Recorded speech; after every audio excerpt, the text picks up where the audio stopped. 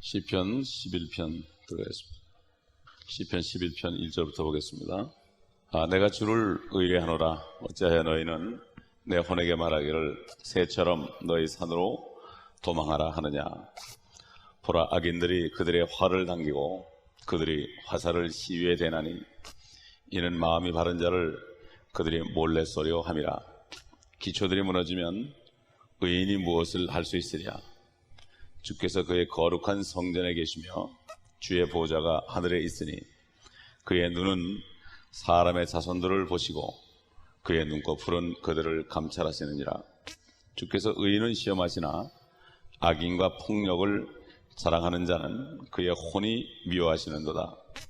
그가 악인 위에 덫과 불과 유황과 무시무시한 폭풍우를 내리시리니 이것이 그들 잔의 몫이 되리라. 의로우신 주께서 의를 사랑하시나니 정직한 자는 그의 얼굴을 버리로다. 역시 여기 6절에 보면은 불과 유황과 무시무시한 폭풍우를 내리신다. 이것은 마지막 심판 때 있을 일인 것을 우리가 알 수가 있습니다. 오늘날도 물론 하나님의 자녀들을 향해서 사탄이가 계속해서 참 핍박을 하고 불화살을 당기고 영적으로 그렇게 하지만 실질적으로 물리적으로 결국은 악일이 나타날 때 이런 일이 있을 것이다. 어찌하여 너희는 내 혼에게 말하기를 새처럼 너희 산으로 도망하라 하느냐.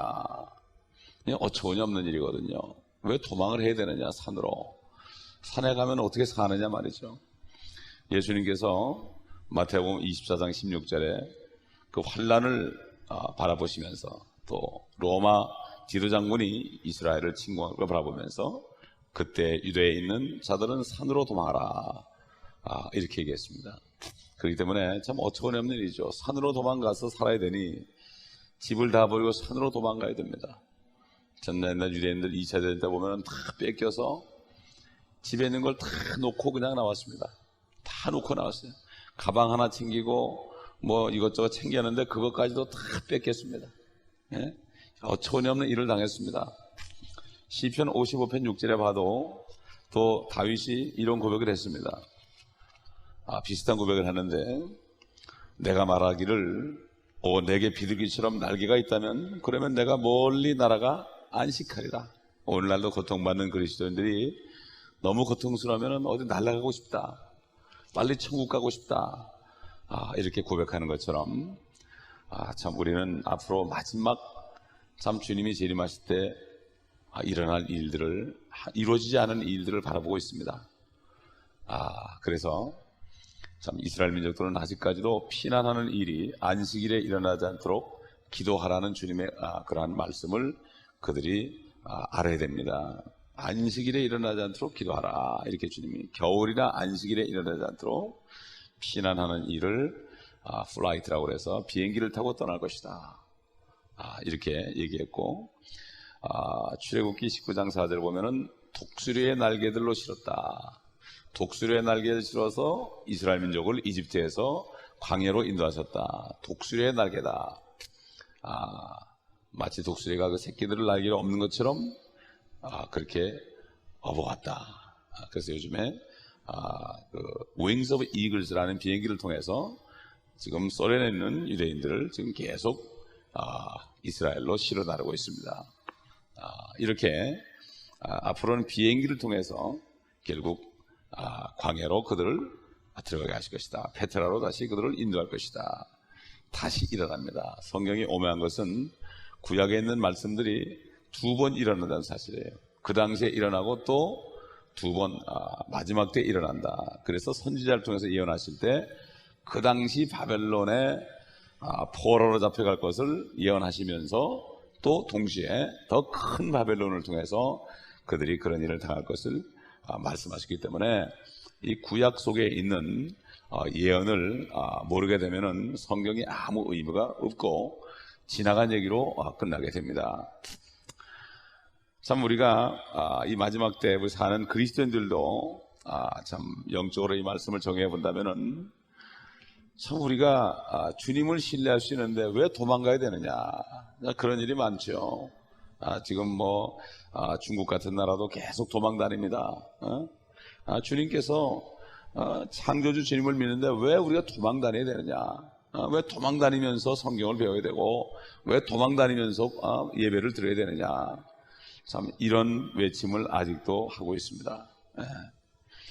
그렇기 때문에 참 이 고통받는 하나님의 자녀들, 하나님의 백성들, 특별히 이스라엘 민족들이 앞으로 환난 때 당할 참 환난 때 가서 왜 새처럼 산으로 도망가라 하느냐, 이러한 설교를 할 것을 여기에 미리 보여주고 있기 때문에 우리는 그들을 위해서 기도해야 되고, 또 고통받는 참 그리스도인들, 온 세계에 있는 고통받는 그리스도인들을 위해서 우리가 편하게 사는 미국 땅에서 기도를 해야 됩니다.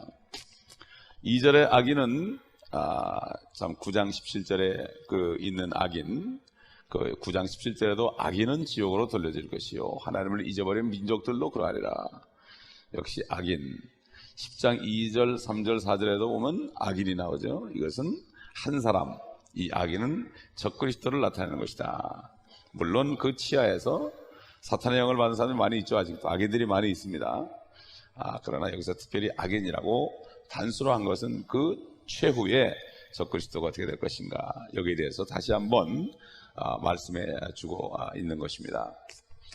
여기 보면 기초들이 무너지면, 3절에 기초들이 무너지면 의인이 무엇을 할 수 있으랴. 기초들이 무너졌다. 참 이제 앞으로 적그리스도가 나타나게 되면은 세상의 기초가 다 무너집니다. 그 법과 질서도 다 없어지고 성경적인 기독교의 기초가 다 사라지게 되죠. 휴거됐으니까. 그래만 경제 자유 이런 지금까지 6,000년 동안 있던 기초들이 다 사라지게 되고, 또 마찬가지로 성전과 유대교의 기초까지도 다 사라지게 될 것입니다. 그래서 여기에 관한 말씀으로 시편 137편 7절에 보게 되면 이렇게 여기에 대한 말씀이 또 나옵니다. 오 주여, 예루살렘의 날에 에돔 자손들을 기억하소서. 그들이 말하기를 파손하라 파손하라, 그 기초까지 파손하라 하였나이다. 완전히 기초를 뒤집어 버려요. 이럴 때가 올 것이다.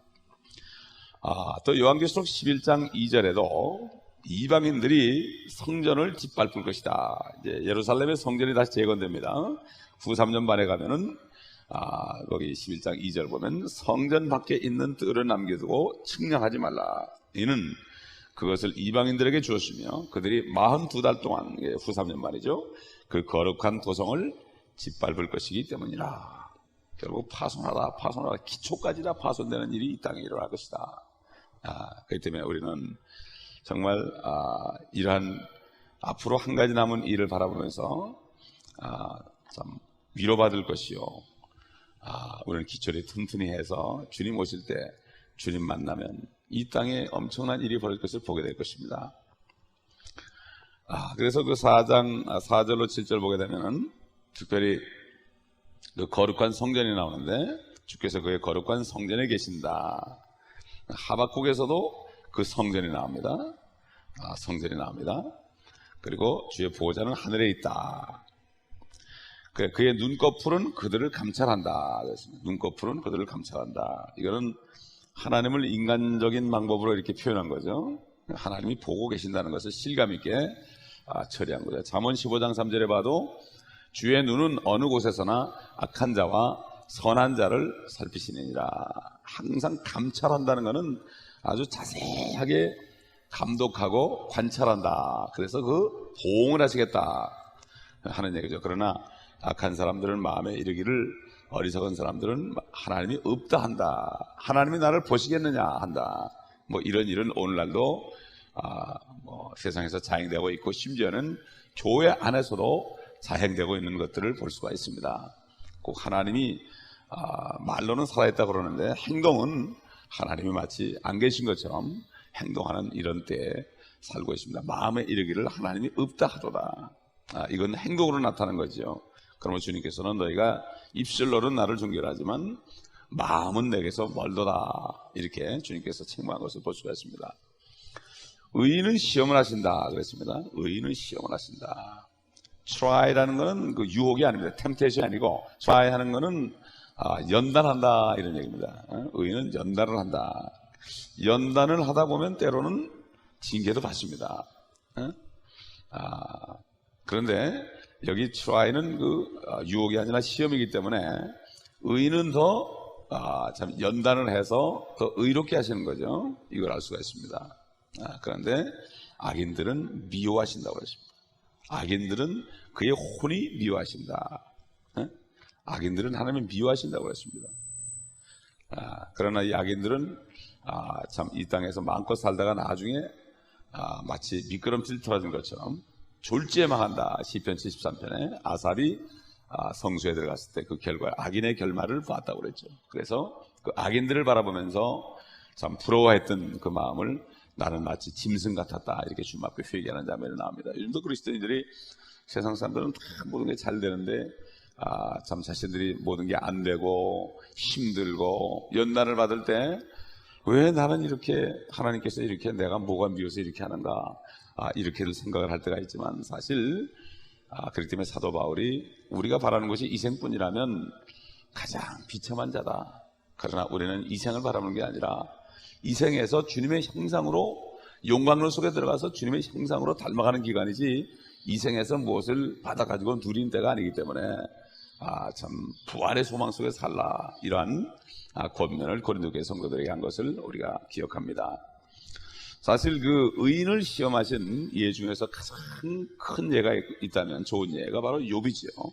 욥이라는 사람 그 당시에 가장 의인이었습니다. 물론 구약적인 의미에서 의인이죠. 그런데 그는 참 엄청난 그런 아마 고통을 지금 그리스도인이 받는다면 몇 사람이 믿음을 유지할지 모르겠습니다.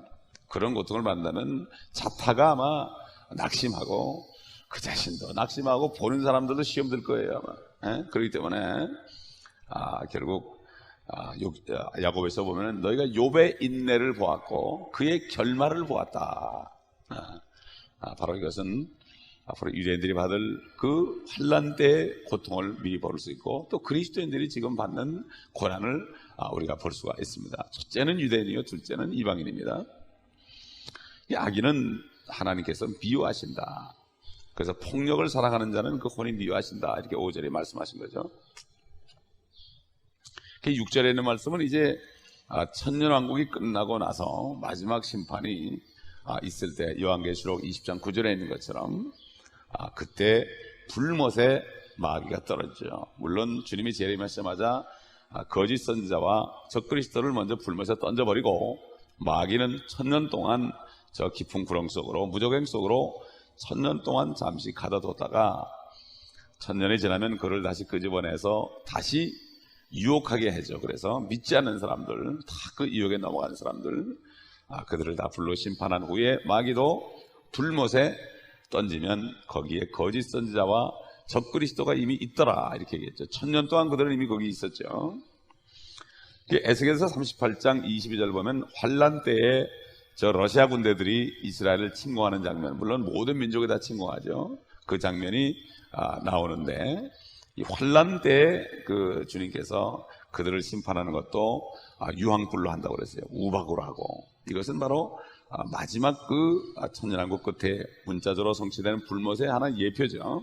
그래서 에스겔서 38장 22절 보게 되면 또 내가 전염병과 피로 그를 대적하여 항변할 것이요 내가 그와 그의 부대와 그와 함께한 많은 백성들 위에 비를 내리리니 범람한 비와 큰 우박과 불과 유황으로 내리리라. 이건 뭐 불못에 들어가기 전에도 환란 때 이스라엘 민족을 공격한 사람들을 이렇게 공격한다. 모든 민족의 스가랴 14장에 보면 모든 민족이 이스라엘을 칠 것이라 그랬죠. 그러나 주님이 오셔가지고 한꺼번에 다 멸한다고 그랬습니다. 마지막 7절 보면 의로우신 주께서 의를 사랑하시나니 정직한 자는 그의 얼굴을 보리로다. 전도서 12장 마지막 절에 봐도 하나님의 율법을 지키는 것이 사람의 근본에 해야 할 도다 이렇게 나온 것처럼 그냥 구약적인 의미에서 율법 아래서의 의미에서의 정직한 자는 그의 얼굴을 보리로다. 이 천년왕국에 들어갈 이스라엘 민족을 바라보면서 여기에 말씀하는 것입니다. 그렇기 때문에 이 지금 12장까지 계속해서 이 마지막 심판과 천년왕국, 여기에 대한 말씀들이 계속 나오고, 이스라엘 민족에 대한 예언이 계속 교리적으로 나오고, 영적으로는 지금 그리스도인들이 받는 고통도 간접적으로 여기 나오고 있고, 그러므로 우리가 어려울 때 이런 말씀을 보면서 위로받을 수가 있다는 사실을 알 수가 있습니다. 기도하겠습니다. 아버지 하나님, 때찬 경륜을 통하여 창세전에 그리스도 안에서 우리를 하나님의 자녀로 입양할 것으로 예정하시고, 그리스도를 미리 이 땅에 보내시고 죽으시고 또 부활하게 하사 피 흘림을 통하여 우리가 믿었을 때 마음을 정결케 하시고 우리를 깨끗하게 씻어서 주님의 의로 의롭다함을 인정해 주시고 하나님의 자녀가 되는 권세를 주셨으니 감사를 드립니다. 유대인이나 이방인이나 할 것 없이 이 은혜를 주시는 주님, 이 은혜가 끝나면 이제 주님께서 예정하신 회복을 위하여 악한 자들을 다 멸하시고 청소하시고 의가 거하는 새 하늘과 새 땅을 만드실 뿐만 아니라 또 주님의 자녀들이 거할 새 예루살렘을 하늘에서 내려오게 하셔서 그곳에 아버지 새 하늘과 새 땅과 새 예루살렘 새로운 것들을 통하여 영원토록 아버지의 영광을 나타내시기를 원하시는 주님, 이 시간에도 이 아침에도 그 소망을 바라봅니다. 하루의 재앙은 그날로 족하다는 주님의 말씀처럼 이 땅은 바로 재앙이 있는 세상이요 마귀가 통치하는 세상이요, 그러나 우리는 이미 마귀가 심판받은 것을 알고 그것을 알기에 지팡이로 다시 오시는 주님만을 바라보며 아버지 하나님 소망 속에 살 수 있도록 도와주심을 감사합니다. 하루 지나면 고통 속에 지나지만 끝나는 것이요 우리 앞에는 소망만이 있으니 오늘도 소망 가운데 아버지 기쁨 가운데 살아갈 수 있도록 은혜를 더하여 주옵소서. 우리 성도들에게, 고통받는 성도들에게 은혜를 내려주시고 믿음을 주시고 말씀으로 옷 입고 소망으로 옷 입고 능력으로 옷 입고 사랑으로 옷 입어서 아버지 하나님 마귀에게 속지 않고 의인을 시험하시는 하나님의 손에서 벗어나지 않고 아버지 주님 오신 날까지 연단받아서 아버지 용광로에서 나온 7번 단련된 은처럼 아버지 정금이 될 수 있도록 은혜를 내려주시고 그리스도의 군사로서 무장하는 종들 되게 하여 주옵소서. 우리 주 예수 그리스도의 이름으로